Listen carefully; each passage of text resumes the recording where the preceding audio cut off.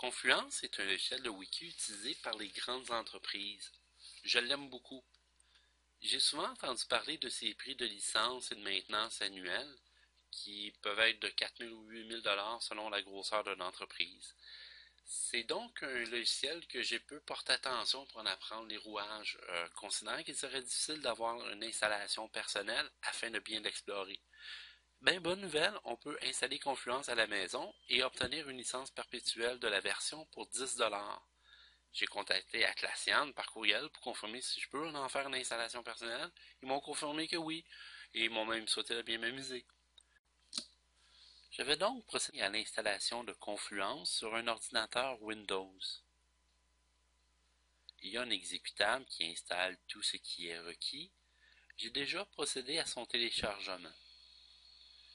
Je vais le démarrer car dans quelques secondes, je vais expliquer quelques options simples que j'utilise pour sa configuration. L'installation de Confluence prend quelques minutes à peine, mais je vais éditer cette vidéo pour raccourcir les étapes à venir. Donc dans quelques instants, on commence le setup. Je vais choisir le mode custom pour l'installation car j'aime toujours voir ce que l'installateur fait.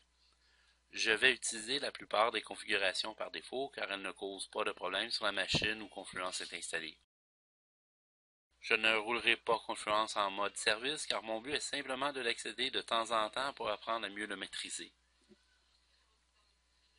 L'installation des composantes logicielles se termine et je pourrai lancer Confluence qui utilisera mon curseur par défaut.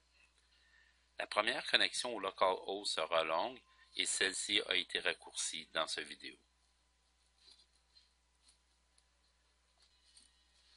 À la première ouverture du tableau de bord de Confluence, il faut créer l'usager administrateur et immédiatement par la suite, on arrive à cette page.